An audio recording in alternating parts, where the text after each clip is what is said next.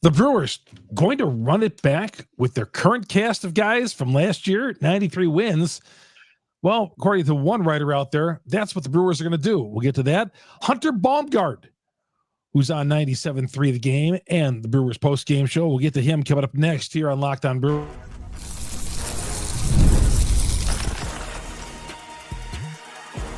You are Locked On Brewers, your daily Milwaukee Brewers podcast. Part of the Locked On Podcast Network, your team every day. Good to have you along as we are heading toward the end of the week here. My name is Chuck Freeman, longtime sports talk show host in the state of Wisconsin, sportscaster as well. The Milwaukee Brewers. Well, you would like to think that they would get better, 93 wins. They need to get further into playoffs. But according to Jim Bowden from The Athletic, he believes the Brewers are going to run it back. In other words, they're going to bring back everybody and try to make another run with the same guys bringing back the band from last year, which would include Willy Adames. And that would include us bringing in Hunter Baumgardt. Speaking about bringing back, running it back with Hunter, I haven't had him on since I think it was late August, last time we talked to Hunter. HB, always great talking to you, my friend. Oh, always great to be on with you, Chuck. Excited to talk some Brewers because the World Series ends and then the offseason just heats up right away, and I love it. Oh, I know it does. It does. We're going to have a lot of news coming in, the general managers meetings and, of course, the winter meetings and all that. And, you do a terrific job on the Brewers post-game show, you, Timmy Allen, Pipe Bomb, and as well as your duties over at 97.3 The Game. So what do you think of this, Jim Bowden, talking about? That kind of surprises me a little bit, running it back with Willy Adames. Yeah, I mean, I think the Willie Adams thing is probably a little bit of a long shot. You obviously want him to come back. He even told The Athletic that he'd be willing to take a little less money to stay. However, he did say, I'm going to let this play out and get what I deserved, was kind of the next part of that sentence, which totally makes sense. And he absolutely should. Look, he had the year that you want to have heading into a free agent period, right? When you're in your contract year, you want to have one of your best years of your career. And he did, and he was clutch. And he had, obviously, with all the 3-run homers that he had through this season, that was the year he wanted to have. Obviously, probably the defense he wants to clean up a little bit, but otherwise, those offensive numbers are going to put him in a really high category when it comes to money and one of the top free agents on the market this season. So all things considered there, I still think it's a long shot they run it back with Willy Adames, but I do think they've got a young core. And as one outlet put it recently, that young core is scary good, and they are. I mean, if you look at all those positions, the outfield of Churio, Mitchell, Frelick, and you add back Yelich, you got Rhys Hoskins at first, then, of course, Terang and Ortiz in the infield. And obviously William Contreras catching, and then you have your young pitchers. Like all of that combined, you have a young core. So I'm okay with running it back, but obviously if Willie leaves, that's going to leave a hole in that infield. Yeah, running it back with Willie, you're hearing 6 years, $170 million, somewhere in that ballpark. Hunter, obviously the Brewers can't go that far. There's been talk about the home team discount, which I'd be really surprised what that would amount to. Yeah, I mean, I would be surprised if he's back in a Brewer uniform, because he's got this one chance to make this, generational money, maybe down the road, but probably not. This is probably his one chance to make, as much as he can. And look, I don't blame him for it. And if he can find if he can find a situation that he likes, I think he's going to take it. But I also think if there was one guy, and maybe this is, the Brewers, this is the first time the Brewers have given out the qualifying offer, which they did to Willy Adames, which is for one more year at 21.8 or so, basically just a formality. So they get the pick when he leaves.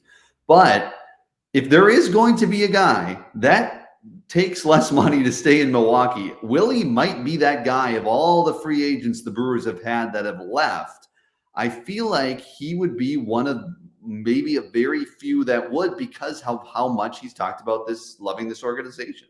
Yeah, but baseball teams change from year to year, and this one's going to have to change as well.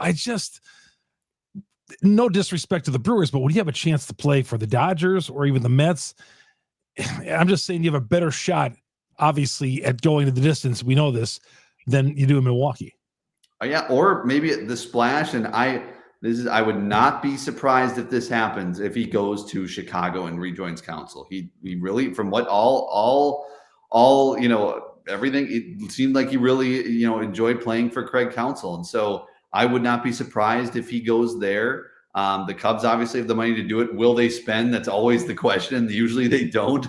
It depends on the season, but maybe with Craig now a year under his belt there may be more apt to spend some money, and that could be somewhere. Obviously, Corbin Burns has been talked about rejoining with Council, possibly. You never know about that. But yes, like you said, you have a chance to not only make generational money, not only play for a team that's got the tradition like the LA Dodgers or the Yankees or the Mets or one of those teams. I'd be surprised if he's back in Milwaukee. Well, the thing is, the Cubs do have Dansby Swanson. They do. And even with the Mets, they have Vientos, and so they would have to move. And there's been some rumblings that Adames could go there anyway. He had like the Mets got reportedly have an offer on the table. Sounds like Adames, though, wants to still play some shortstop at this point at the age of 30 when he turns 30 next year. Mm-hmm. Well, right. So I mean, he probably wants to, but he also said he's open to that moving to the third base. So maybe that's the case with the Cubs too. Who knows? But do you think he'd get booed like he'd get the Council treatment? No, I don't think. I think those two are completely different. And I think fans love though. What's that? Fans love Adames. I know that he's not from here like Council is. No. I think he'd get a standing if he was in a Cubs uniform. I think so. I think he'd get a standing out. I think this fan base. I think Willy Adames can basically do no wrong when it comes to on the baseball field. And I just think, I think the Craig Counsell thing was so different. Born here, that whole deal I think is just different. You could have never imagined that he'd go to the rival. But I think Willy Adames, people understand what the Cubs mean. I think people understand what this means in the baseball realm. No salary cap, that whole deal. I think they'd be much more understanding of Willie. I think after Brett Favre went to the Vikings and got booed when he came back to Lambeau, true, surprises me about any fan base anymore. I don't know. That's a good point. That's a very good point. That's interesting though. Hunter Baumgardt joining us. Hunter, hang on for 1 second. We're going to take care of some business here. Chuck Freeman here on Locked On Brewers, part of the Locked On Podcast Network. We are your team every day. When we come back, Hunter rejoins us. We'll ask about Devin Williams. All sorts of names being floated out there with Devin, who he likes in free agency, and a few other things as well. Third base spot. We got a few things down the stretch here as Hunter Baumgardt is our guest today. Chuck Freeman here. Locked On Brewers, part of the Locked On Podcast Network. We are your team every day. FanDuel is America's #1 sports book for a reason. Well, you want to tackle the weekend sports. Maybe you want to get in on the NBA and college basketball that has just started up. New customers can bet $5, get $150 in bonus bets. If you win that $5 bet, they'll put that $150 into your account. FanDuel, the FanDuel Sportsbook, the app gives you everything to place live bets in the NFL. You see, you're going there on a Monday night, your team you like initially, they were a 7-point favorite. Well, they get down by 7 points. Well, the odds suddenly become better on that team. So when you get a hunch in the middle of the game, you can check out the latest stats, view the live play-by-play, so much more on the same page when you place your bets. All you got to do, visit FanDuel, FanDuel.com to join today. Once again, you get started with $150 in bonus bets. When you win your first $5 bet, you put a $5 bet in, you win it. $150 coming your way in bonus bets. That's FanDuel.com.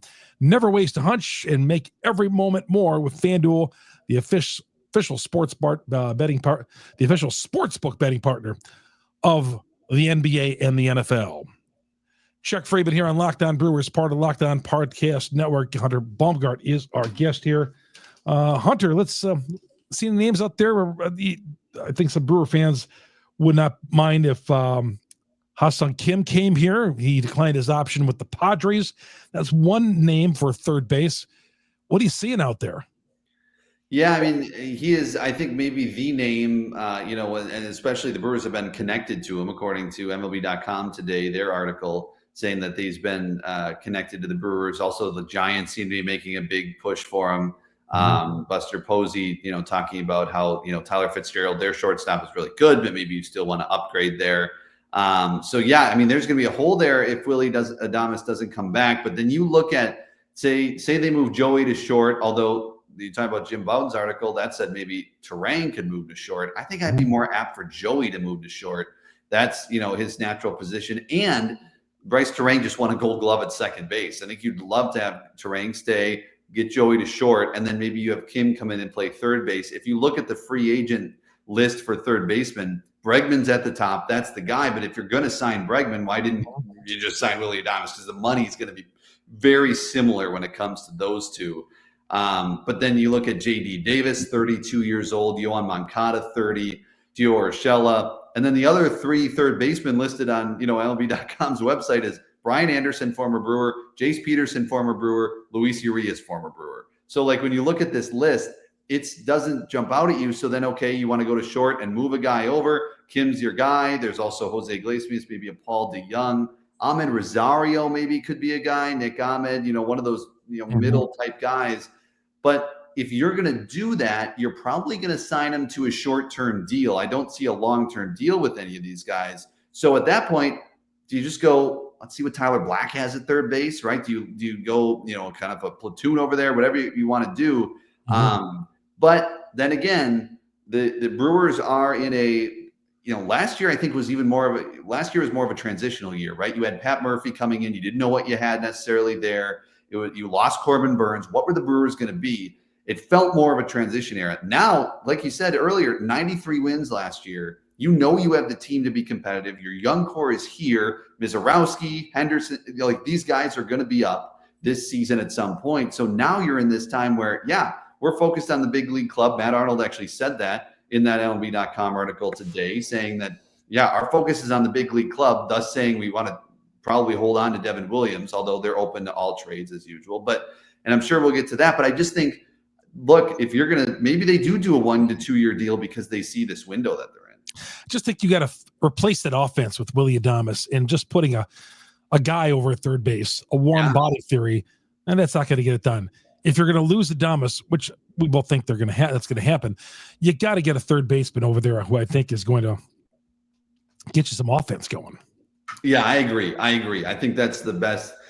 Tyler Black, maybe he has potential there. He hasn't totally shown it. He's gotten only glimpses and only small chances in the big league so far. So I don't want to make any, grand statements about him yet or come to any conclusions because I think he deserves even more of a shot. But maybe it's, maybe you do get a guy at third base and Black comes in again as a kind of a, in and out, whatever it happens to be. Maybe they go a different direction. Maybe there's someone else they see in another system, whatever it happens to be. But yeah, that is going to be the whole. Otherwise, you look at the entire diamond and you're good. I mean, that would be the only hole you have. And that's what was so cool about this past season is because you looked every night 1 through 9 in that lineup and you didn't see a spot where you didn't think a guy could come through for you. And that is not something the Brewers have always had offensively. And just overall in the field, you also feel that way defensively too. Were you hoping Hoskins was going to take that $18 million? Yeah. I think this is, and I compare the Rhys Hoskins scenario to Jesse Winker. And I know people are cringing wherever they're listening or watching to this right now. They're like, don't say his name. Don't say. I get it. But look what Jesse Winker was hurt. He clearly hurt in the year that he was in Milwaukee. Mm-hmm. What happened the very next year? He got healthy and he was a commodity at the trade deadline and helped the Mets. And so I think Rhys Hoskins sounds like much better clubhouse guy from what I've seen. Yes. Yep. So that's what's great about Rhys. He's not only great off the field, obviously won that award for his off the field work, for Milwaukee as well, Man of the Year. But I think he's going to have a better year when he's healthy. 1 full year removed from that injury. He has a full off season to do what he wants, train how he wants to, be ready for a full season. I think this is really good that they got him back. Is it steep at $18 million considering his numbers last year? It might turn out to be. But he wasn't going to probably get that on the open market. It's smart for him to take it. And I think it's good for the Brewers, too, to have that solidified at first base. Yeah, eventually, long-term, they're going to have to replace that first base spot because even if Rhys blows up this year and has a fantastic year, they're not going to give him what he's going to get on the free agent market, if that's possible. And I agree with you with another year of healing up in the offseason and see where he gets where he is in spring training and next year because I think there's more to his bat. I was surprised Bowers wasn't asked back. I know he didn't have a great batting average. He had the home run in the postseason, Hunter, but I thought he was coming back. Yeah, that is an interesting one. Again, maybe an opportunity for Tyler Black, to back up that first base position. Yeah. We talked about him at first or third. You really like Tyler Black. I don't necessarily. It's not necessarily. I just feel like the Brewers do. Okay. And so I just feel like that's a possibility because he's one of those young guys who's at that AAA level who probably deserves a little more run in the big leagues. But again, what has he shown you? He hasn't shown you a ton, but he has the tools and whatnot. So we'll see. I've not been wowed by Tyler Black, but I also think the organization probably wants to give him a little more of a chance. But yeah, I didn't like the lineup card when it came out and Black's name was in the heart of the order when he got called. Like, what the heck? There were some of those where like they'd bring up a guy and he'd be batting third and he'd be like, go, like, okay, like let's give him ease him in here. That's a Council Murphy thing. Yeah. Getting up here. Let's put him in a cleanup spot. Let's put him in a 3-hole. Yes. No, that's true. That's true. I think the Bowers thing is interesting. I mean, he could be out on the free agent market for a while. Like, I don't know if he'll be scooped up right away. So there's possibility that the Brewers kind of explore their options there at backup first base position and then C or DH. But if you look at the season-long numbers, they weren't great. He had some clutch homers, and I think he did a good portion of what he was asked to do last season.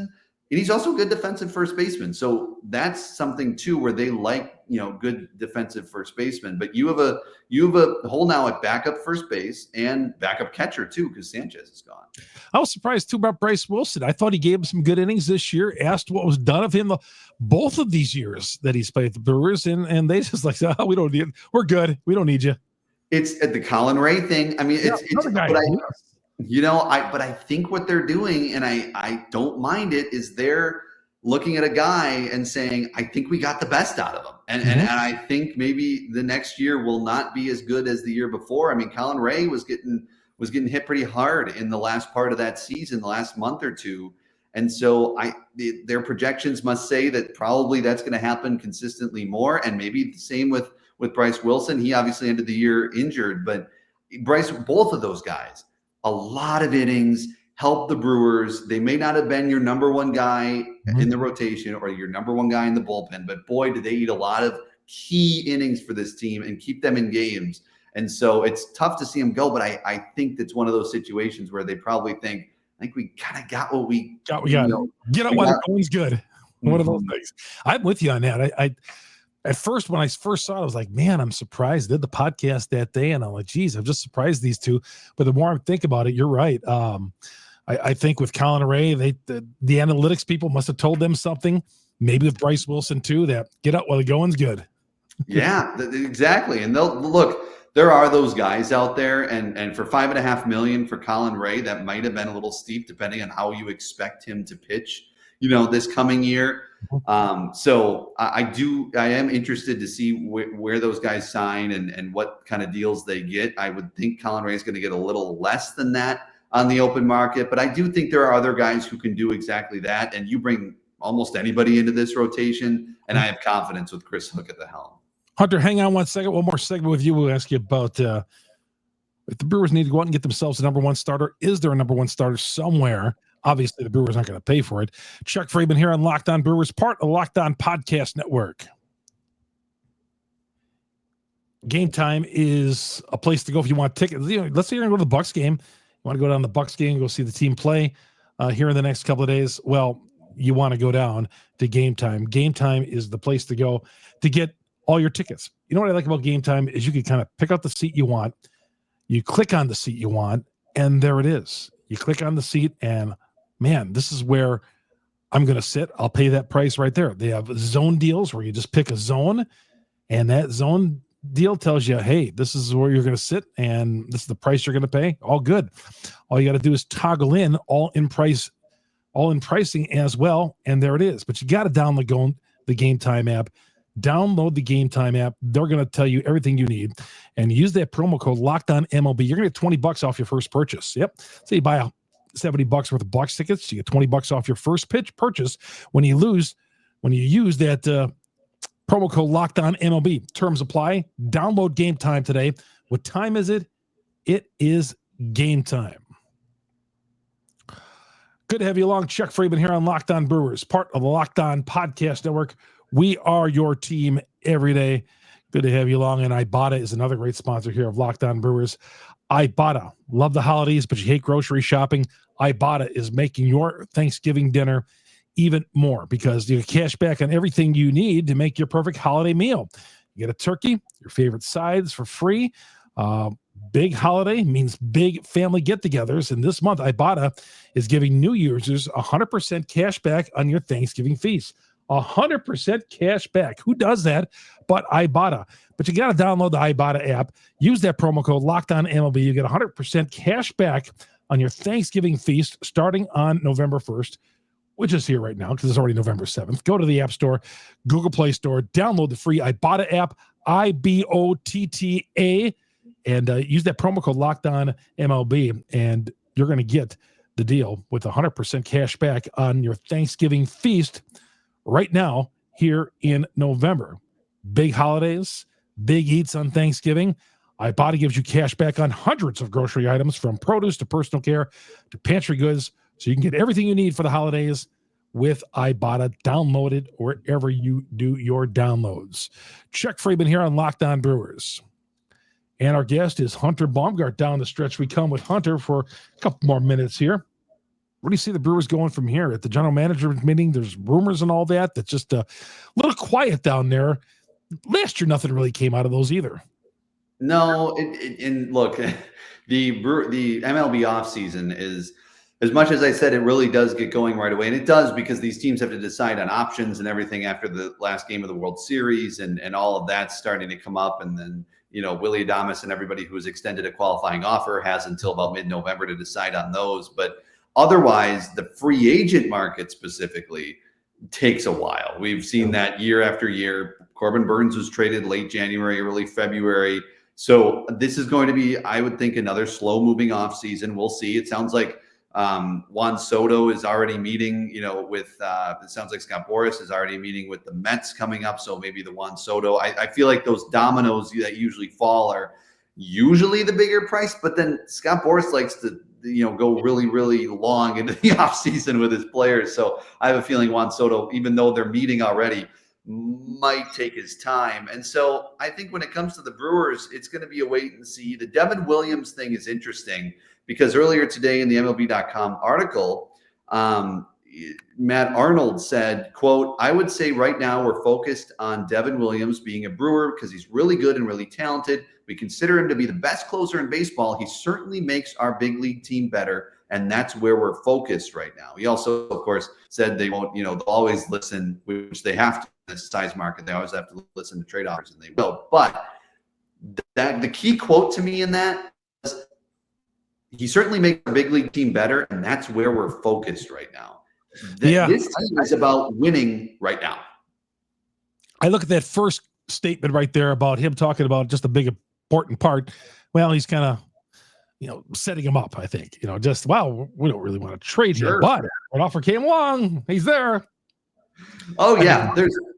There's definitely part of that too. I mean, 100%. And I it's interesting because another executive in that same article said, well, are you really going to get more for him than you would at the trade deadline? He's like, I wouldn't be surprised. The executive said, I wouldn't be surprised if the Brewers hang on to him until the trade deadline, because then a team that's coming down the stretch really needs a closer is going to be more desperate, and maybe you get a better haul at the trade deadline than you do now. Because what are you going to get now? You think of maybe the Josh Hader deal. Well, that San Diego got 2 playoff runs out of Josh Hader there. You got the end of that season plus another season. If you trade Devin Williams right now, you're not necessarily getting the Corbin Burnes haul because Corbin Burnes is a starter. That's just that's a number one guy. It's kind of different. But then again, where the return is fascinating with Devin Williams if you trade him in the offseason, because it's hard to, and the executive in this article said the same thing. It's hard to value him. He's had the injury.